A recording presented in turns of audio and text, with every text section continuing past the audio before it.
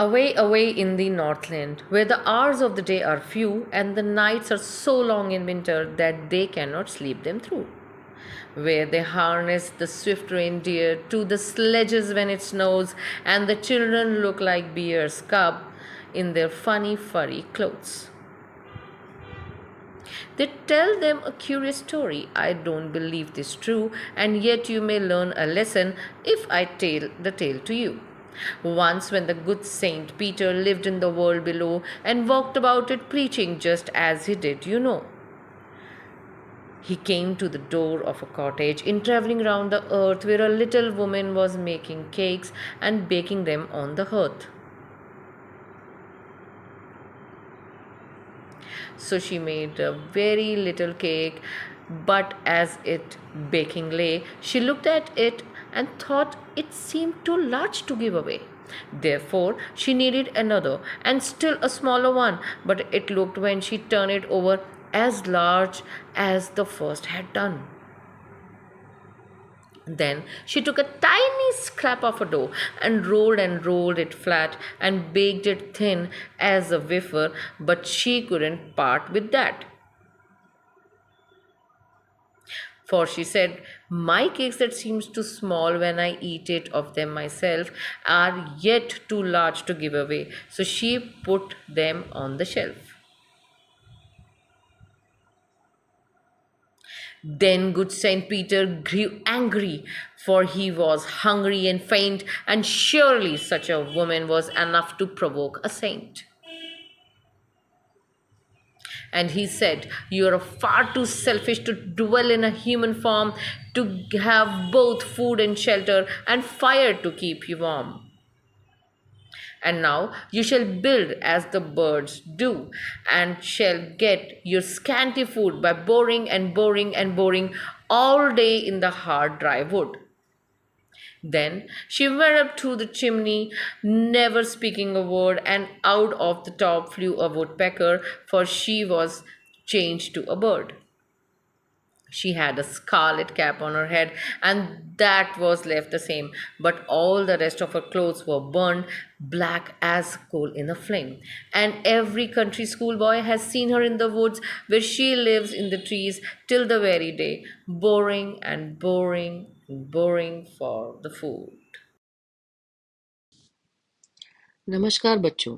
आज हम कक्षा 9वीं की इंग्लिश बुक बी हाइव से ली गई कविता a legend of the Northland का हिंदी अनुवाद करने जा रहे हैं।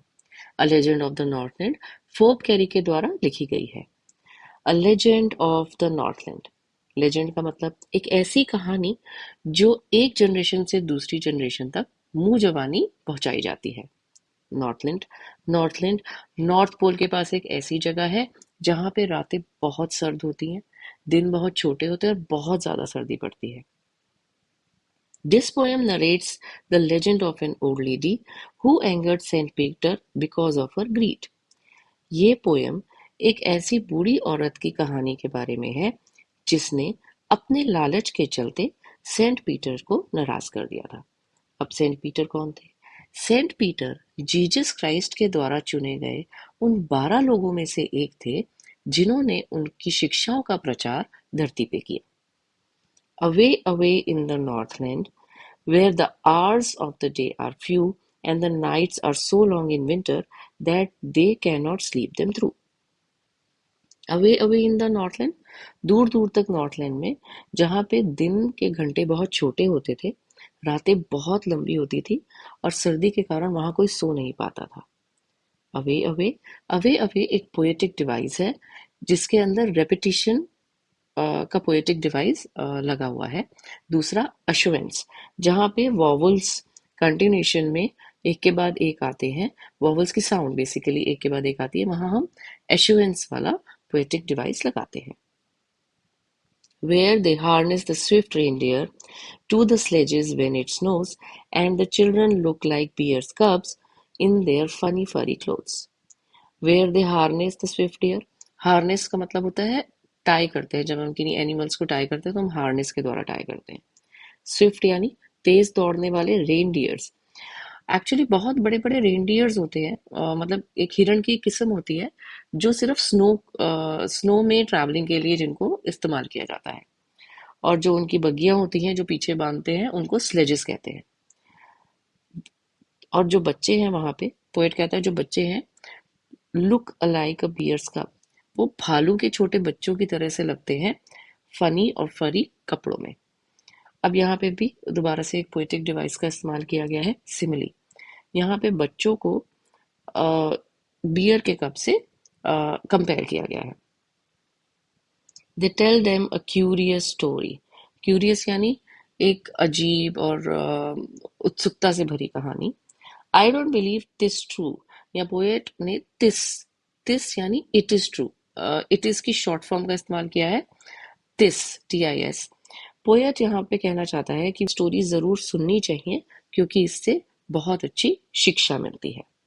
Once, when the good Saint Peter lived in the world below and walked about it, preaching, just as he did, you know. एक बार सेंट पीटर जब नीचे दुनिया में रहने के लिए आए, तो वो जगह जगह घूम रहे थे प्रचार करते हुए, इंसानियत का प्रचार करते हुए, ईमानदारी का प्रचार करते हुए, जैसे कि वो करते ही हैं, आप जानते हो। He came to the door of the cottage. Door of the cottage, एक घर के दरवाजे के बाहर पहुंचे। In traveling round the earth, where a little woman was making cakes and baking them on the hearth. जब वो दुनिया में घूम रहे थे, धरती पे घूम रहे थे, तो वहां पे एक लिटिल वुमन यानी एक छोटी हाइट की वुमन ने केक्स बना रही थी, and she was baking on a hearth. Hearth एक फायर प्लेस को कहते हैं। एक्चुअली आज के टाइम में इलेक्ट्रिकल ओवन से तो हम लोग केक्स जो हैं वो इलेक्ट्रिकल ओवन्स में बना लेते हैं, लेकिन उस समय पे एक भट्टी बनाई जाती थी। मिट्टी से एक भट्टी बनाते थे जिसके अंदर केक्स को बेक किया जाता था। तो she was working on the making the cakes, and being faint with fasting, for the day was almost done, he asked her for her store of cakes to give him a single one. क्योंकि वो बहुत ज़्यादा week हो गए थे और थक गए थे और उनको भूख बहुत लग रही थी क्योंकि उनके दिन का काम बहुत हो गया था, तो उन्होंने उस लेडी से अपने स्टोर ऑफ केक्स में से एक केक मांगा। So she made a very little cake, but as it baking lay, she looked at it and thought it seemed too large to give away. जब उसने एक छोटा सा केक बनाया उनके लिए, बेक करा एक छोटा सा केक, जब उसने उस केक को देखा तो उसको लगा कि ये तो बहुत बड़ा है देने के लिए, मैं ये नहीं देती हूँ। तो उसको ये फीलिंग आई कि ये बहुत बड़ा है। टू लार्ज हम इस्तेमाल करते हैं जब हम किसी चीज़ को बहुत बड़ा, बहुत स्ट्रेस देना चाहते हैं, बहुत ज़्यादा स्ट्रेस देना चाहते हैं, तो इसका मतलब है बहुत बड़ा। देयरफॉर शी नीडेड अनदर, तो उसने दूसरा जो है डो मला, गूथा। बेसिकली नीड इज गूथना, पर यहाँ पे हम रोल करना भी कह सकते हैं। And still a smaller one, और वो जो है वो उससे थोड़ा सा छोटा था। लेकिन जैसे ही उसने, but it looked when she turn it over as large as the first had done. जैसे ही उसने उसको टर्न ओवर किया तो उसको ये लगा कि ये, यार ये तो उतना ही बड़ा लग रहा है जितना पहले वाला था। Then she took a tiny scrap of the dough, उसने फिर एक छोटा सा टुकड़ा लिया डो का, and rolled it flat and baked it thin as a wafer, but she couldn't part with that. और उसको वो रोल करती गई, रोल्ड अगेन, यहाँ पे रेपिटेशन लग रहा है, पोएटिक डिवाइस रेपिटेशन लगा है, and baked it thin as a wafer, और उसको इतना पतला बेल दिया जैसे कि वो एक वेफर हो। अगेन यहाँ पे हमने एक पतले वेफर के साथ कंपैरिजन किया है, एज अ वेफर है, तो यहाँ पे अगेन पोएटिक डिवाइस सिमिली का इस्तेमाल हुआ है। But she can not part with that, लेकिन उसको वो भी समझ नहीं आया। For she said, my cakes that seem too small when I eat them myself are yet too large to give away. So she put them on the shelf. उसको ये लगा कि जो मेरे केक्स हैं, जब मैं देखती हूँ तो छोटे लगते हैं, लेकिन जब मैं खाती हूँ तो वो फिर बहुत बड़े लगते हैं, तो उसने वापस से उसको शेल्फ में रख दिया। Then St. Peter grew angry, and he was hungry and faint, and surely such a woman was enough to provoke a saint. अब सेंट पीटर को गुस्सा आ गया। वो पहले ही भूखे थे और कमजोर थे। उन्होंने कहा ये जो लेडी है ना, उसने हद कर दी है, मतलब बहुत ज्यादा उनको उकसा दिया, प्रोवोक उकसा दिया सेंट को। उन्होंने कहा You are far too selfish to dwell in a human form, to have both food and shelter and fire to keep you warm. उन्होंने कहा तुम बहुत ज्यादा सेल्फिश हो. अगेन, टू सेल्फिश, बहुत ज्यादा सेल्फिश हो. टू ड्वेल, ड्वेल यानी to live in a human form, to have both food and shelter. तुम्हारे पास घर भी है, तुम्हारे पास खाना भी है, तुम्हारे पास फायर भी है जो तुम्हें गर्म रखती है. Now you shell Now you shall build as the birds do, and shall get a scanty food by boring and boring and boring all day in the hard dry wood. उन्होंने कहा अब तुम ऐसे रहोगी जैसे चिड़िया रहती है. Shall you get a scanty food? तुम्हें बहुत थोड़ा सा खाना मिलेगा. Boring and boring and boring यानी कि छेद करती रहोगी करती रहोगी करती रहोगी एक हार्ड ड्राई वुड में, सूखी हुई लकड़ी में तुम सारा सारा दिन छेद करोगी. Boring and boring and boring में अगेन यहाँ पे रेपिटेशन का डिवाइस लग रहा है. Then up she went through the chimney, never speaking a word, and out of the top flew a woodpecker, for she was changed to a bird. Then suddenly वो chimney से बाहर निकली बिना कुछ कहे, और जैसे ही वो बाहर निकली तो वो एक वुड पैकर में चेंज हो गई थी. And she was change into a bird. Woodpecker bird में वो चेंज हो गई थी. She had a scarlet cap on her head. Scarlet यानी उसके सर पे पहले ही लाल रंग का कैप था. And that was left the same. वो सिर्फ सेम रहा. But all the rest of her clothes वो burned black as coal in the flame. उसके बाद उसके सारे के सारे जो कपड़े थे वो जल गए जैसे कि कोयला आग में जल जाता है. अगेन यहाँ पे पोएटिक डिवाइस सिमिली लग रहा है. ब्लैक को कोल कोल काले कोयले के साथ में कंपेयर किया गया है. And every country schoolboy has seen her in the wood where she lives in the trees till this very day, boring and boring for food. यहाँ कंट्री का मतलब देश नहीं है. या कंट्री का मतलब है रूरल एरिया. गांव के एरिया के जितने भी स्कूल के बच्चे थे उन्होंने उसको बहुत बार वुड में देखा है. वुड यहाँ पे फॉरेस्ट को कहा गया है, नॉट दैट लकड़ी. Where she lives in the trees till this very day, जहाँ पे वो आज तक पेड़ों पे रहती है और अपने खाने के लिए रोज छेद करती है पेड़ों की लकड़ियों में. बोरिंग एंड बोरिंग में अगेन पोएटिक डिवाइस का इस्तेमाल किया गया है. A ballad is a song narrating a story in short stanzas. Ballads are a part of the folk culture or popular culture and are passed on orally from one generation to the next. A legend of the Northland is a ballad. इस तरीके की जो कहानी होती है उसको कविता में change करके सुनाया जाता है एक जनरेशन से दूसरी जनरेशन पे. तो ये जो लेजेंड ऑफ द नॉर्थलैंड है वो एक बलाड थी.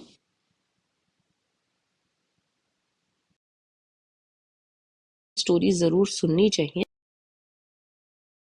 का इस्तेमाल किया है दिस, TIS. पोएट यहाँ पे कहना चाहता है कि वो इस स्टोरी में बिलीव नहीं करता है, लेकिन आपको ये स्टोरी जरूर सुननी चाहिए क्योंकि इससे बहुत अच्छी शिक्षा मिलती है.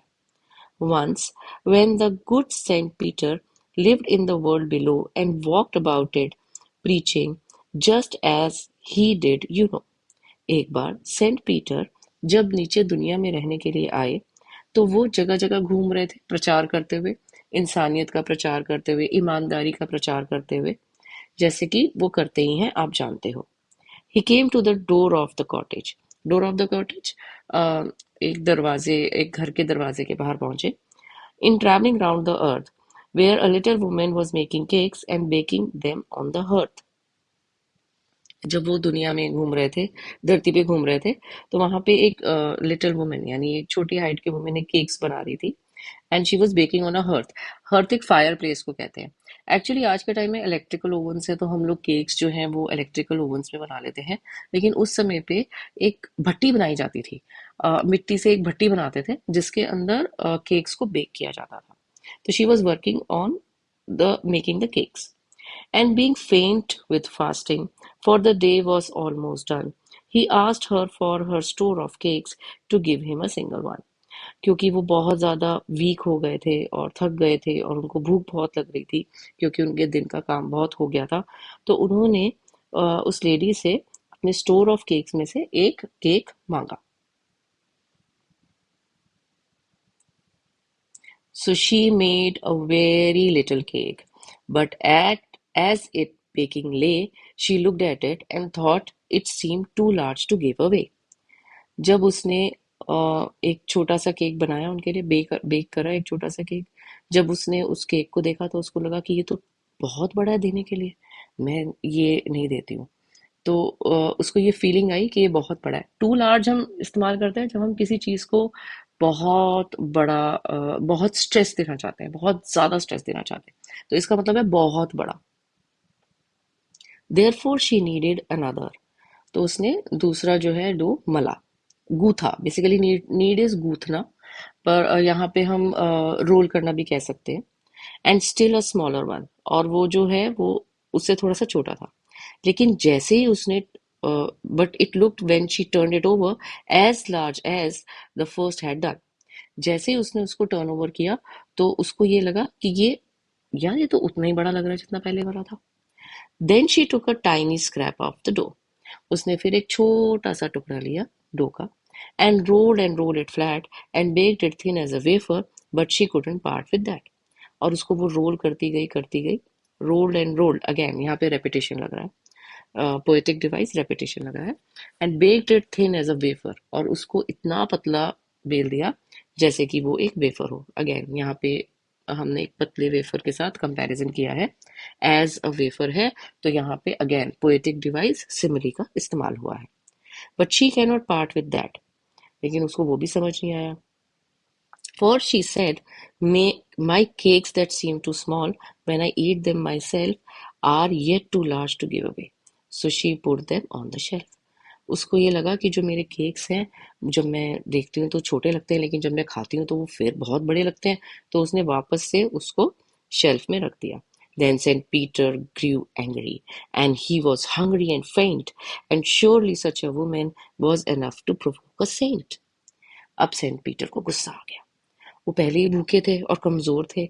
उन्होंने कहा ये जो लेडी है ना, उसने हद कर दी है, मतलब बहुत ज़्यादा उनको उकसा दिया, प्रोवोके उकसा दिया सेंट को। उन्होंने कहा, you are far too selfish to dwell in a human form, to have both food and shelter and fire to keep you warm. उन्होंने कहा तुम बहुत ज़्यादा सेल्फिश हो, अगेन टू सेल्फिश, बहुत ज़्यादा सेल्फिश हो। टू ड्वेल, ड्वेल यानी to live in a human form, to have both food and shelter, तुम्हारे पास घर भी है, तुम्हारे पास खाना भी है, तुम्हारे पास फायर भी है जो तुम्हें गर्म रखती है।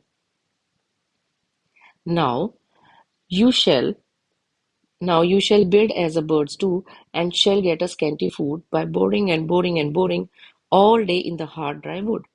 उन्होंने कहा अब तुम ऐसे रहोगी जैसे चिड़िया रहती है। Shall you get a scanty food, तुम्हें बहुत थोड़ा सा खाना मिलेगा। Boring and boring and boring, यानी कि छेद करती रहोगी करती रहोगी करती रहोगी एक हार्ड ड्राई वुड में, सूखी हुई लकड़ी में तुम सारा सारा दिन छेद करोगी। Boring and boring and boring में अगेन यहाँ पे रेपिटेशन का डिवाइस लग रहा है। Then up she went through the chimney, never speaking a word, and out of the top flew a woodpecker, for she was changed to a bird.